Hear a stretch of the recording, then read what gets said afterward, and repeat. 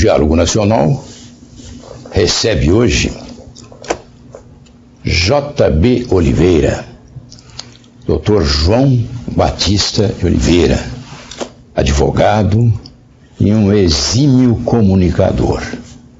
Vamos conversar o tema do programa, que é a comunicação e a expressão. Que bom tê-lo conosco, JB. É um prazer para mim estar aqui nesse programa, conhecer o programa, porque eu conheço de assisti-lo. E outra coisa é estar aqui dentro, partilhando de sua companhia, sempre agradável. Vou mostrar aqui para os telespectadores, Mostrando a Língua.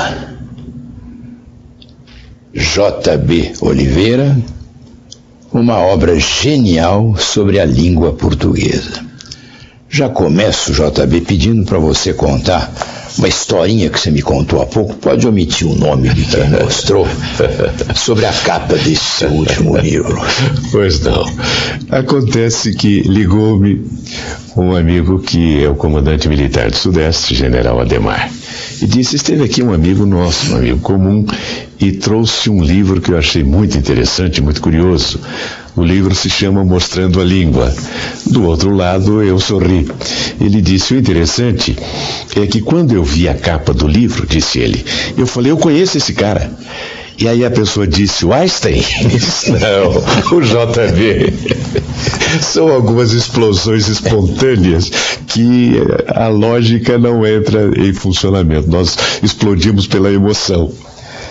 Mas, JB, por que o título Mostrando a Língua? É uma boa pergunta. Eu sou professor de oratória, você sabe.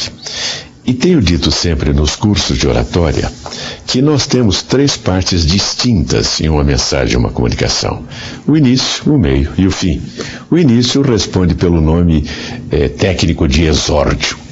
Foi definido por Cícero como sendo a parte do discurso que prepara o auditório para bem receber a mensagem. Consequentemente, tem que ser algo instigante, provocativo. Esse tipo de início, em que a pessoa diz o que todos dizem: tenho o prazer de estar nessa reunião para falar às senhoras e aos senhores sobre um assunto importante, é bonito, mas não traz nada de especial, não instiga. Quando nós começamos de uma forma mais original, instigamos. Esse foi o objetivo, mostrando a língua. E quando eu pensei em mostrando a língua, a primeira imagem que me veio à mente foi essa de Einstein, mostrando a língua, algo inusitado para um cientista, e que correu o mundo. Comentando com meu filho, que é quem cuida da diagramação, ele disse: mas, meu pai, você vai falar sobre língua portuguesa e coloca alguém de língua inglesa? Não, nós vamos dar um jeito. Mostrando a Língua, uma obra genial, em homenagem a Einstein, sobre a língua portuguesa. E é Mostrando a Língua, Rui, porque é uma coisa da nossa tradição, do nosso hábito. No lançamento desse livro, que foi aqui no CIE, no Teatro do CIE, lotado, a primeira pergunta que eu fiz foi: quem aqui nunca mostrou a língua? Levante a mão. Nenhuma mão se levantou. Eu me virei para o presidente Bertelli e disse: bom, pelo menos mentirosos aqui não temos. Todos nós, quando criança, mostramos a língua. E fazíamos em 2 circunstâncias: explicitamente, ostensivamente, de uma criança para outra, para que a criança visse que nós estávamos mostrando a língua, não gostando de alguma coisa. E implicitamente, veladamente, em relação ao adulto, ao professor. Aí nós mostrávamos as costas dele, para que ele não visse e todas as demais pessoas vissem. É uma forma. A outra é quando nós vamos ao médico e ele diz: mostre a língua. E aí fazemos obedecendo a ordem de um médico. E a terceira é quando nós nos comunicamos. Falando ou escrevendo, nós estamos mostrando a nossa língua. Esse mostrar a língua na comunicação tem que ser um mostrar a língua bonito, gostoso. E não é o que está acontecendo. tenho percebido que a nossa língua não tem sido tratada com o respeito e com o amor que ela merece. Então, coletei alguma coisa que vim escrevendo, produzi umas outras e escrevi esse livro em que me proponho a mostrar a língua, como deve ser a língua portuguesa e como está sendo o uso da língua portuguesa. O JB Oliveira, vou me permitir chamá-lo de JB Oliveira porque é como você é conhecido e respeitado. Obrigado. Ele é advogado, conselheiro estadual da Ordem dos Advogados do Brasil, aqui no seccional de São Paulo, e é jornalista.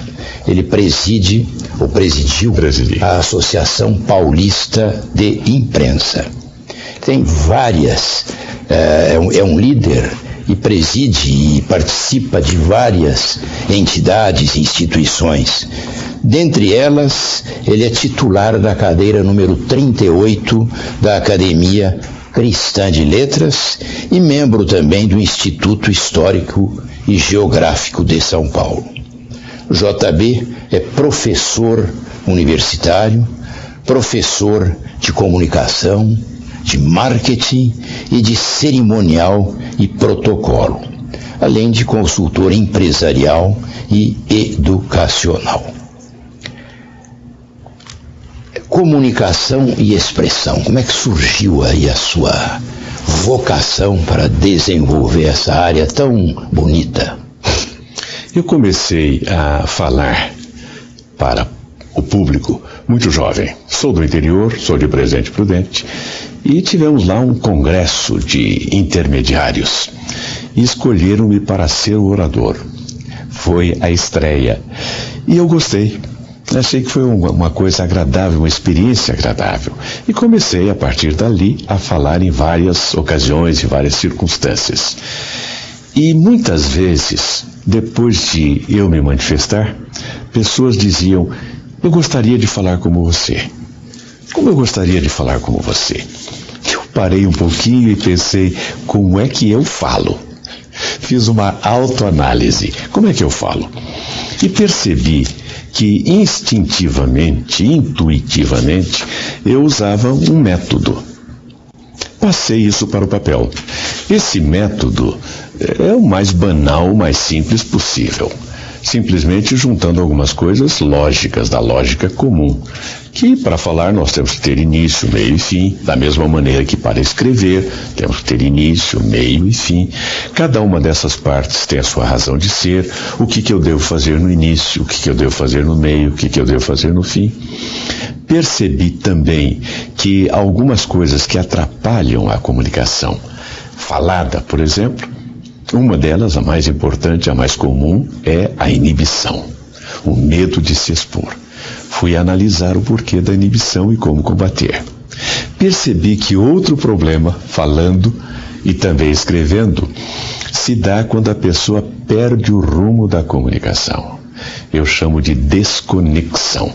Perde a conexão da fala, entra aí o famoso branco. Fui analisar e procurar saber como fazer para corrigir isto. Em terceiro lugar, o problema da prolixidade, que é o excesso de palavras para traduzir uma ideia. Se você usa muitas palavras, mas transmite muitas ideias, muitas informações, não há aí prolixidade. Mas se onde 2 palavras forem suficientes, você usar 5, houve a prolixidade. Como fazer para combater isto? E a partir daí, comecei a escrever, comecei a lecionar, comecei a transmitir para pessoas técnicas de comunicação, de expressão, de expressividade, de combate aos vícios da comunicação. E tenho feito isso nesses últimos quase 40 anos. O JB tem feito palestras aqui para o Centro de Integração Empresa-Escola em todas as nossas unidades. E dificilmente as palestras do JB têm um lugar no auditório, totalmente lotado. Sua última palestra aqui no Teatro CIE, em São Paulo, foi tamanho o número de pessoas presentes que o CIE teve que abrir um espaço com um telão para assistir a sua palestra.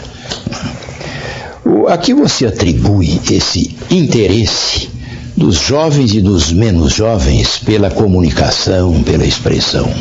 Eles percebem que a comunicação é o apanágio, é a característica do ser humano. Porque em toda a criação, em todos os seres que conosco compõem o universo, somente o ser humano, imagem e semelhança de Deus, tem a bênção da comunicação, a bênção da fala. Eu sei que algum telespectador deve ter pensado assim: papagaio fala. Papagaio fala? Não.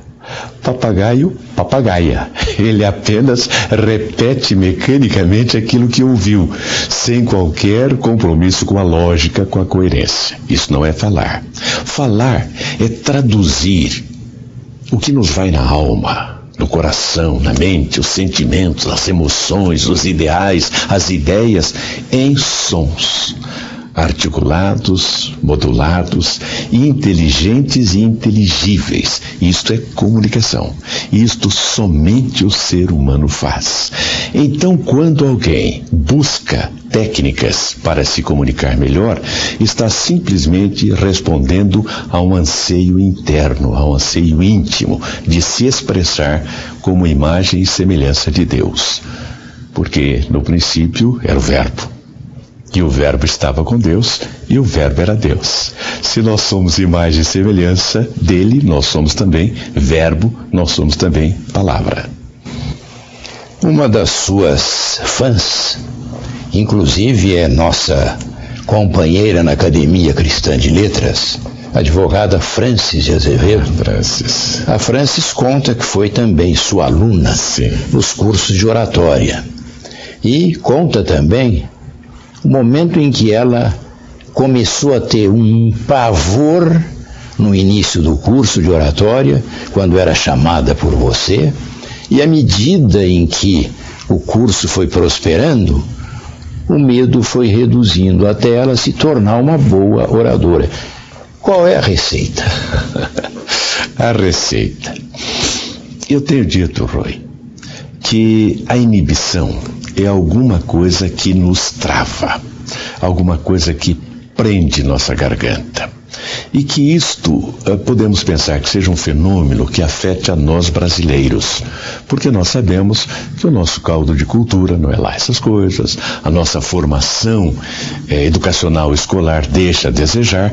Talvez isto fizesse com que nos sentíssemos em dificuldade para a comunicação, para falar.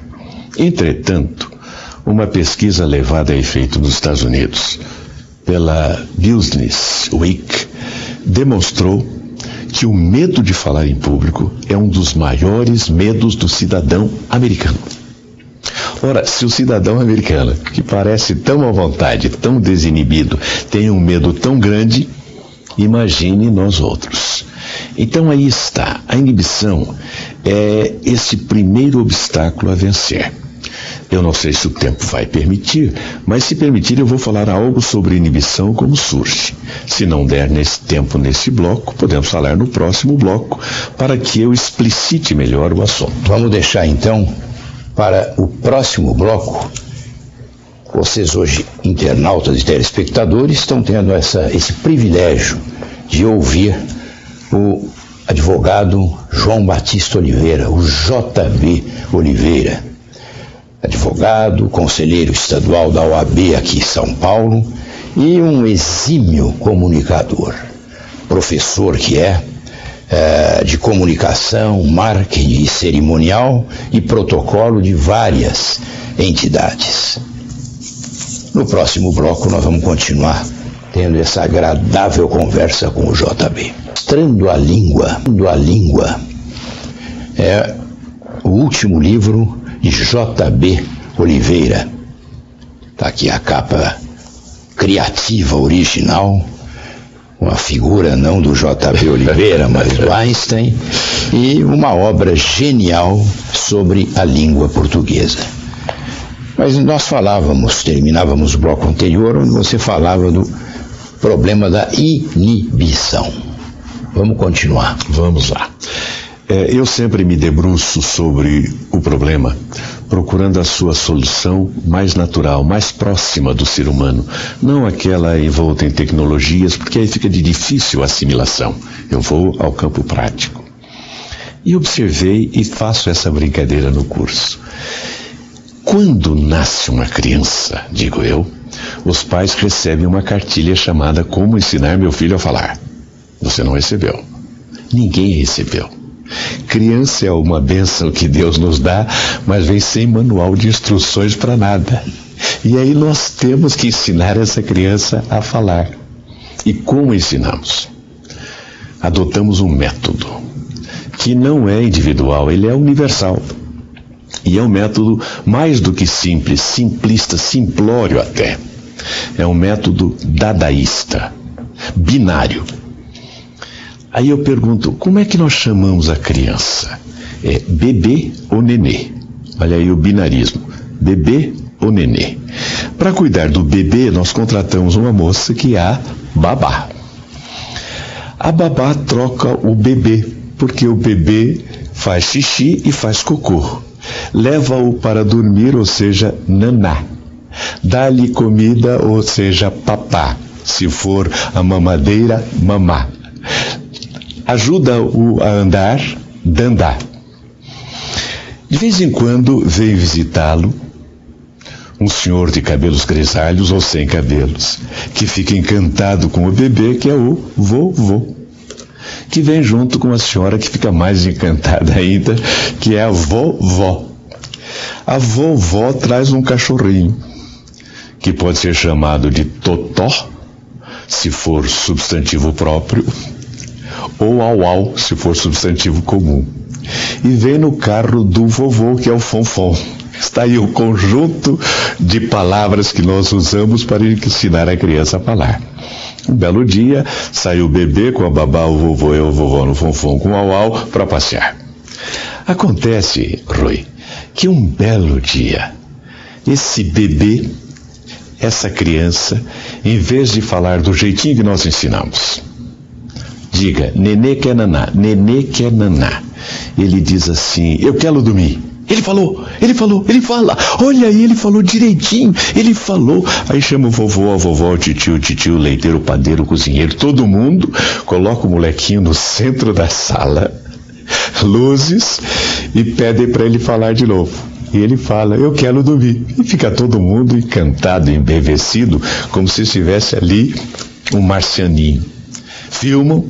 Cada vez que vem uma visita, ele tem que repetir a performance, quando não projetam. O que se grava na mente daquela criança é algo que ele ainda não entende, mas ele se vê no centro, frente a todas essas pessoas, rindo dele, de alguma coisa que ele está falando. Isto se fixa na sua mente. Mente ainda a informação, uma folha de papel em branco. Mais tarde, ao invés dos risos, vêm as broncas. Não é assim que se fala, seu burro? Esse moleque fala tudo errado. Isso nunca vai falar certo, nunca vai falar direito. Só me faz passar vergonha. Quem está falando isto é a maior autoridade que ele conhece na vida. Ele não sabe quem é o prefeito, quem é o governador, quem é a presidente, mas ele sabe que aqui está falando, que quem está falando é uma autoridade, a maior. O tempo se passa. Ele cresce, aprende a falar português, aprende a falar outras línguas, faz cursos de graduação, de pós-graduação, de doutorado, e quando chamam para falar, a inibição ataca. Como explicar isto? Freud dizia que nós temos duas mentes, a mente consciente e a mente inconsciente ou subconsciente, e que a proporção entre elas é a mesma de um iceberg. 10% do aparente corresponde à mente consciente, 90% inconsciente. A mente consciente registra tudo com clareza e reproduz com clareza mensagens claras. Se vai dirigir, não beba. não atravesse fora da faixa de pedestre, porque é perigoso. São mensagens claras, racionais, da mente inconsciente. A mente inconsciente grava tudo aquilo que se passa conosco. Já está demonstrado que desde a vida intrauterina, mas não nos transmite isso com clareza. Ela o faz com toques. E quais são esses toques? Quando você foi falar pela primeira vez em público, você sentiu. É aquele nó na garganta, a garganta seca, aquele vazio no estômago, o coração batendo descompassadamente como querendo sair pela boca, as mãos trêmulas, suando. Tudo isso representa toques da mente inconsciente. Querendo dizer o quê? Você se lembra do que seu pai disse? Que você nunca ia falar direito, você vai provar isso agora. Você se lembra de quando você era pequeno, você estava falando e todo mundo em volta rindo? Olha quantas pessoas aí para rir de você. E é isto que faz uma pressão sobre o indivíduo. Pressão que ele não registra conscientemente. É alguma coisa subliminar, mas que trava a sua garganta e faz com que ele sinta todos esses sintomas. Certamente alguém está pensando como diria Dada Maravilha. Toda problemática tem que ter uma solucionática.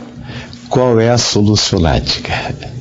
E aí, é aquilo em que se baseia essa parte do meu curso, nós temos que fazer duas coisas. A primeira delas é conscientizar-nos de que o medo pânico de falar não é próprio do adulto. Então nós temos que recorrer àquilo que diz São Paulo, o apóstolo, na carta aos Coríntios, primeira carta, capítulo 13, quando ele define o amor, dizendo: ainda que eu falasse as línguas dos homens e dos anjos, não tivesse amor, seria como metal que soa, ou como o sino que tine. À frente, ele diz no versículo 11: quando eu era criança, falava como criança, pensava como criança, discorria como criança. Quando eu cheguei a ser adulto, deixei as coisas de criança. Primeira coisa que temos que fazer, conscientizar-nos de que esse medo pânico de falar é coisa de criança. Justificava-se lá atrás, quando nós não conhecíamos bem a língua, as implicâncias da língua, as implicações, as imbricações da língua, e tínhamos medo de falar e errar. Hoje não se justifica. A segunda coisa é procurar um método que alicerce a nossa confiança em comunicação. Um curso de oratória. Temos em São Paulo, temos no Brasil todo excelentes professores de oratória, excelentes cursos de oratória. E o professor vai dar as diretrizes de como vencer a inibição e outras tantas limitações, como se libertar desse fantasma e passar a ser feliz, porque aí você está fazendo aquilo para que você foi criado, comunicar-se. No princípio era o verbo. Você conhece, todos nós conhecemos, os telespectadores, os internautas, o Oscar Schmidt, o grande cestobolista, um campeão de basquete, um exemplo de esportista. O Oscar, recentemente, numa palestra, quando perguntaram a ele por que ele não usa audiovisual, enfim, instrumentos para ajudá-lo na exposição, ele disse: não, eu quero que todos olhem para o meu rosto, para a minha expressão, e com isso eu interajo melhor com o auditório. O que você pensa de elementos de apoio para um orador? Venha calhar. Ainda ontem eu proferi uma palestra sobre oratória jurídica numa subseção da OAB, em Caçapava. E ao chegar lá perguntaram: o senhor quer projetar alguma coisa? Não, é oratória. Oratória vem de os oris, boca. E oratória é toda a comunicação falada. Se eu vou dar uma palestra sobre oratória, eu quero que vocês se atenham à oratória, à parte falada. Se fosse uma aula, se fosse uma palestra sobre outro assunto, poderíamos até projetar alguma coisa para auxiliar a assimilação. Em oratória, não. O que nós temos que fazer é usar apenas o dom, a bênção da fala. Por isso, apenas falando. Oscar respondeu magnificamente. Aliás, tenho por ele grande admiração. Se já o admirava antes, passei a admirar mais agora, frente à sua postura corajosa, viril, confiante, com fé, diante da situação que está enfrentando. E o que ele disse é verdade. Atenção para a fisionomia, para as palavras, para a gesticulação, para a postura, porque isto é mais importante. Isso a que você se referiu são recursos audiovisuais ou auxílios audiovisuais. O nome está dizendo, é recurso ou auxílio. É adjetivo, é secundário. O importante é a comunicação e expressão. J.B. Oliveira é hoje o convidado do Diálogo Nacional. Ele é autor, dentre outros, desse seu último livro, Mostrando a Língua, obra genial sobre a língua portuguesa. E que hoje nós estamos homenageando vocês, telespectadores e internautas, e o J.B. Oliveira, sorteando 5 exemplares desse magnífico livro para os telespectadores e internautas que nos mandarem mensagem. O endereço está aí na tela. Comentem o programa de hoje e sugiram temas para os próximos. Expressão, ação, expressão, são temas que estamos hoje conversando com o mestre na área, o amigo, o advogado, o professor J.B. Oliveira. Aliás, o J.B. Oliveira também é radialista, vocês estão vendo e ouvindo pela voz, né? Além de radialista, ele é produtor e apresentador do programa O Poder da Palavra e também consultor de comunicação do programa Jovem Pan no Mundo da Bola, apresentado pelo Flávio Prado. Isso, amigo. Eu já tive a oportunidade de ouvi-lo algumas vezes nesse programa do domingo do Flávio Prado. E o Flávio me disse que a hora que você entra no programa, a audiência vai lá para cima. Mas, JB, vamos mostrar a língua agora? Vamos mostrar a língua. Vamos abrir aqui o livro do JB e, dentre outros, ele começa aqui com: quem não tem cão, caça com gato. Conta essa história para os telespectadores. Algumas das preocupações que estão expostas neste livro dizem respeito àquilo que nós vamos falando sem nos dar conta da lógica ou não disto. Uma dessas expressões que vivem aí repetindo é: estou correndo atrás do prejuízo. E eu pergunto, o que você vai fazer quando você alcançar o prejuízo? Não seria melhor correr atrás do lucro? Esta é uma outra expressão: quem não tem cão, caça com gato. E aí eu pergunto, alguém já ouviu falar em gato de caça? Não. Em cão de caça, sim. Porque tem até os tipos, o perdigueiro, o paqueiro, o onceiro. E a função desse cão de caça é ajudar o caçador na busca que faz em prol da caça. Vai levantar onde se encontra, vai encantoar, vai facilitar, etc. Isto o cão faz. O gato não. O gato, para início de conversa, ele é individualista. Ele cuida dele. As pessoas que acham que quando chegam em casa e o gato vem acariciá-las, se enganam. Ele não está acariciando você, ele está se acariciando em você. É diferente do cão. É comum também, em casa que haja um cão, que em um assalto, em um ataque, ele defenda o seu dono e não raro acaba sendo vitimado. Alguém já viu algum gato fazer isso? Não, ele sai de fininho, ele é o primeiro a se escafeder do local, não quer nem saber. Por isso, falar em quem não tem cão caça com gato é um despropósito. Não há como caçar com gato. Aliás, se ele caçar, vai ser para ele mesmo, não para os outros. Outra coisa que o cão faz e ele não faz, aquela brincadeira de atirar um pau, um objeto, e o cão vai lá, pega na boca e traz e devolve ao seu dono. Gato faz isso. Ele olha assim com um olhar de desdém e diz: o que esse idiota está querendo que eu faça? E não vai, fica manhosamente parado. A expressão por trás disso é: quem não tem cão caça como gato. Ou seja, caça sozinho, porque se não tem cão, não vai poder caçar com outro animal, caça sozinho. Você tem outro comentário do velho ditado: batatinha quando nasce esparrama pelo chão. Pois é, eu também fiquei pensando, batatinha é uma raiz, é um tubérculo, como é que vai se esparramar pelo chão? É impossível. O que está por trás da expressão é: batatinha quando nasce espalha a rama pelo chão. Agora fez sentido. É. E o famoso "você sabe o que é doce de leite"? Pois é, a maneira como nós falamos às vezes cria alguma confusão.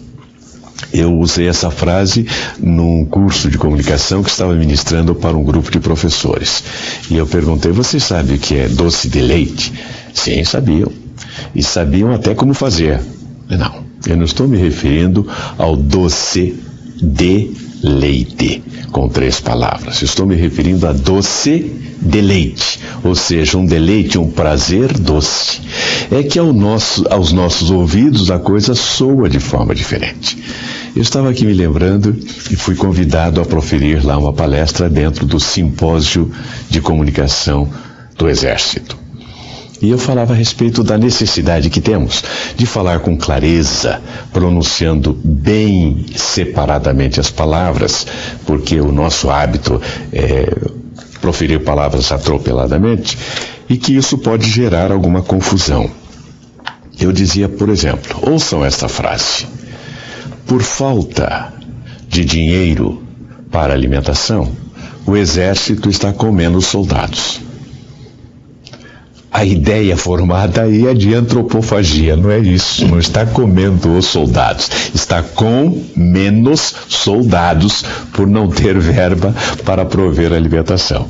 Aí está um exemplo de como a coisa pode tomar um outro sentido quando não pronunciamos com clareza e com inteireza. O J.B. Oliveira é autor também dos livros Falar Bem é Bem Fácil, Como Promover Eventos, Cerimonial e Protocolo na Prática, Iluminação Interior, Mensagens e Temas para Meditar, Inspiração, Boas Dicas para Boas Falas. E o audiolivro? O audiolivro. O audiolivro está causando alvoroço. Ele se chama Homens São de Marte, Mulheres São de Morte. Alguém pensou Mulheres São de Vênus? Não, esse é de um outro autor, John Gray, que criou este best-seller, Homens São de Marte, Mulheres São de Vênus. O meu não. Homens São de Marte, Mulheres São de Morte. Elas às vezes ficam bravas e perguntam: mas por que mulheres são de morte? E aí eu sou obrigado a explicar, Rui, que é porque elas representam a morte para alguns momentos nossos. Aquele momento no sábado à tarde, em que o cidadão está refestelado no sofá, com aquele bermudão que ele só usa em casa, nem no quintal ele não usa, mas é o seu predileto. Com a latinha de cerveja na mão esquerda, e na mão direita aquele aparelho extraordinário chamado controle remoto. Ele está movendo só 2 dedos e usando só 2 neurônios. Está em absoluta tranquilidade, em alfa, quase no nirvana. Aí ela chega. E não vem sozinha. Vem com a Jaque. E já vai dizendo: já que você não está fazendo nada, e dá uma atribuição para o coitado. Representou a morte daquela tranquilidade. É levar o cachorrinho para passear, é trocar o corinho da torneira, é trocar a resistência do chuveiro e por aí afora. Mas ela é também de morte em relação à confusão, à bagunça que se instala numa casa sem mulher. É a coisa mais próxima do caos. Aí ela chega com um toque de mágica, ela coloca tudo em ordem, bonito, organizado, perfumado. Por isso, homens são de Marte, mulheres são de morte. As mulheres hoje estão cada vez mais assumindo posições importantes na comunidade. Veja os recentes concursos para ingresso na magistratura, no Ministério Público, na carreira de delegados de polícia. As mulheres estão predominando. Qual é a mensagem que você deixa para as mulheres, além das mulheres são de morte? Mulheres, muito obrigado. Graças a vocês, a mais importante revolução da história da humanidade está acontecendo em nossos dias. Não é a revolução dos conhecimentos, não é a revolução da comunicação, que também é extraordinária. É uma revolução chamada mulherologia. Desde que a mulher ingressou no mercado de trabalho, ela trouxe melhorias extraordinárias. Ela humanizou o ambiente de trabalho. Ela criou condições melhores. Flor aqui, um arranjo acolá, um espaço bonito, decorado e uma facilidade maior para o sentimento que temos na nossa alma extravasar. Por isso, elas estão ocupando lugares cada vez de maior relevância. E o fazem com extraordinária competência.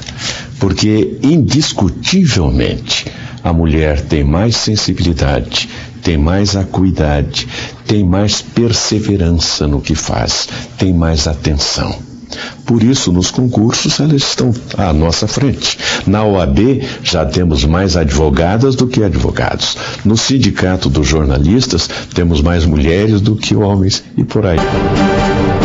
Nessa Diálogo Nacional, nessa série de programas que completa os 15 anos de veiculação ininterrupta, traz hoje para vocês JB Oliveira, esse festejado comunicador, professor de comunicação, expressão e marketing e autor deste último livro, Mostrando a Língua, uma obra genial sobre a língua portuguesa, que o Diálogo Nacional estará sorteando 5 exemplares para os telespectadores e internautas que mandarem mensagem para os endereços que estão aí na tela, comentando o programa de hoje e sugerindo temas para os próximos.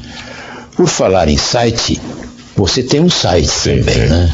E através do seu site, que vamos colocar também aí na tela, fale um pouquinho dele e de como adquirir o seu livro. Muito bom. O site é hoje algo imprescindível. Nós dizemos em direito, Roy, e você como advogado, como jurista, sabe disso, que aquilo que não está no processo não está no mundo. Hoje nós podemos dizer que quem não está na internet não está no mundo. O mundo é internetico. Passamos a ter essa necessidade. E lá está o meu site, JB Oliveira, www.jboliveira.com.br, em que relatamos alguma coisa que vimos fazendo, as palestras, os cursos, o treinamento. Vamos dar agora um treinamento em estudo da Bíblia, outra matéria que me apaixona profundamente.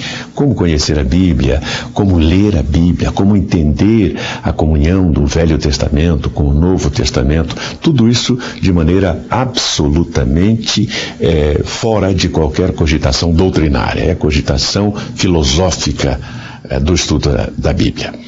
Vamos ter um outro curso sobre oratória, um curso de oratória. E vamos ter também um curso de neurolinguística, PNL. São todas coisas interligadas. Um bom comunicador hoje tem que conhecer alguma coisa da Bíblia, para fazer alguma citação, para tocar em alguns pontos que são de conhecimento universal.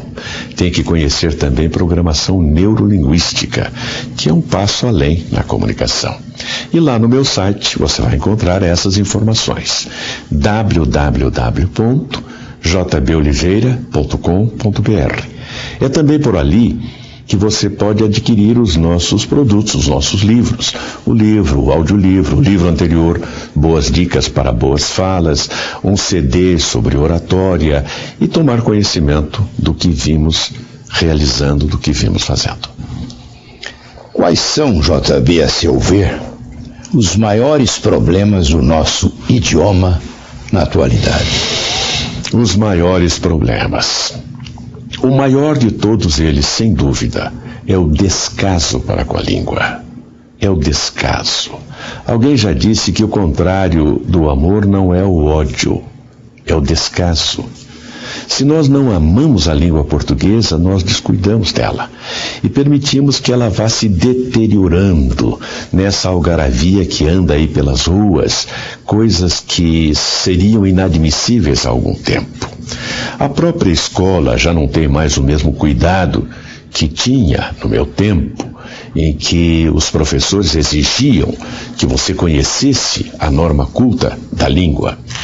Outro fator que prejudica muito é a permissividade em relação a línguas estrangeiras.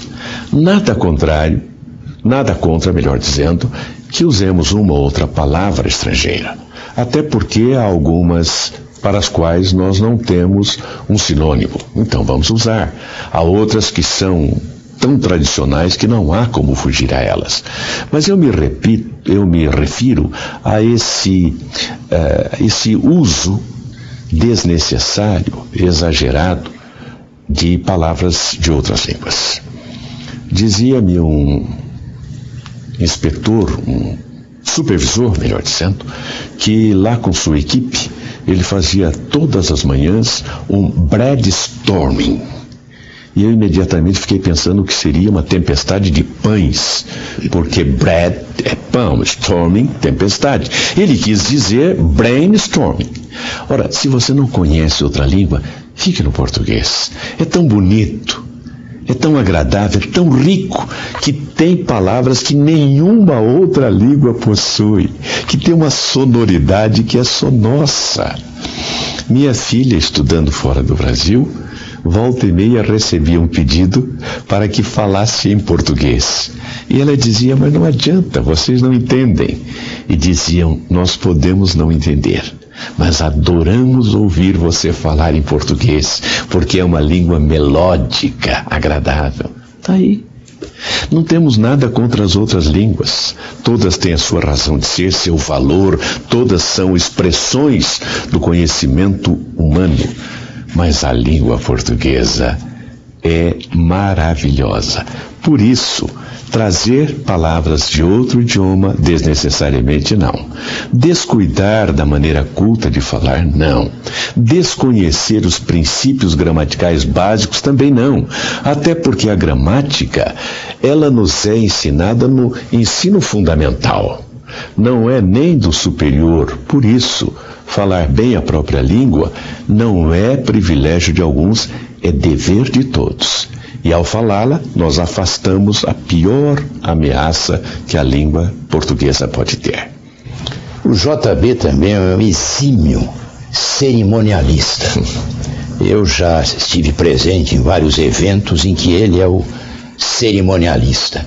Ele consegue tomar conta do ambiente, conduzir o evento com maestria, e esse dom que você tem de cerimonialista, o cerimonialista exige um curso também, não exige? Formalmente não. Ainda não é uma profissão regulamentada, embora tenhamos, desde o ano passado, o Sindicato dos Cerimonialistas e Mestres de Cerimônias do Brasil, de que, com muita honra, sou vice-presidente de assuntos jurídicos. Mas precisa sim, na prática, de fazer um curso, de tomar conhecimento das normas que regem o cerimonial e protocolo, dominar, por exemplo, o conhecimento do decreto 70.274, que estabelece as normas do cerimonial público e a ordem de precedência, conhecer a lei que rege os símbolos nacionais para saber como tratar o hino nacional, a bandeira e os demais símbolos, saber como conduzir uma reunião dentro da ordem de precedência, sabendo quem passa à frente de quem, etc. Então, para que uma pessoa exerça eficazmente a função de mestre de cerimônias, de cerimonialista, precisa sim ter esse mínimo de conhecimento. No seu livro Mostrando a Língua, você tem um capítulo aqui que eu, no final do nosso Diálogo Nacional, não aguento. E vou pedir para você falar um pouquinho sobre esse pleonasmo nos olhos. Pleonasmo dos olhos. São duas moças que se encontram, uma de cabelo platinado, está com os olhos vermelhos, e a outra diz: "O que é isso nos seus olhos?" E ela responde: "Bem, eu disse para o meu chefe que isto aqui era conjuntivite nos olhos. E aí ele me disse que isso é pleonasmo. Então o que eu tenho é pleonasmo nos olhos." E aí eu aproveito para falar sobre esse vício de linguagem odioso que é o pleonasmo vicioso, pleonasmo gratuito. Essa história de subir para cima, descer para baixo, sair fora do assunto e outros tantos. E aqueles que são disfarçadinhos, mas são pleonasmo. O senhor tem que comparecer pessoalmente. Eu fico pensando, não dá para comparecer por telefone ou por internet pessoalmente. Você tem também o Projetos para o Futuro, né? Criar novos empregos. Pois é, criar novos empregos. Nas campanhas, principalmente presidencialistas, nós ouvimos muito isso. Prometo criar 10 milhões de empregos novos. E eu cá comigo pensei, e quantos empregos velhos vai criar? É possível criar um emprego velho? Os nossos colegas às vezes escorregam dizendo, nós terminamos a ação com um acordo amigável. Seria o caso de perguntar, e não deu para fazer um acordo litigioso, porque se é acordo, é amigável obrigatoriamente. JB fala também em nomenclatura militar. Não é que nós fazemos questão de dizer almirante da Marinha, brigadeiro da Aeronáutica? E mais, você diz aqui no final desse capítulo, conheço um líder classista e sua categoria é de grau universitário, de quem ouvi essa pérola. Em minha ótica de visão, tudo isso está errado. Aí, por isso, mostrando a língua, mostrando o aspecto bom e o aspecto vicioso que nós estamos implementando na gloriosa, na maravilhosa língua portuguesa. JB, no final aqui do Diálogo Nacional, queria que você deixasse aí uma mensagem para os seus internautas, telespectadores e esses milhões de jovens que adoram assistir suas palestras. Meus queridos amigos, alguns ouvintes, agora telespectadores, internautas, muito obrigado por essa oportunidade. E se posso dizer uma palavra final, a palavra é: amem a língua portuguesa. Valorizem-na como algo extraordinário que tem à sua disposição para se comunicar. Amem a comunicação. Comuniquem-se com clareza, porque estarão refletindo aquele que nos criou a todos, o grande arquiteto do universo, que é Deus. Parabéns pelo trabalho, sucesso. Obrigado. E até o nosso próximo programa.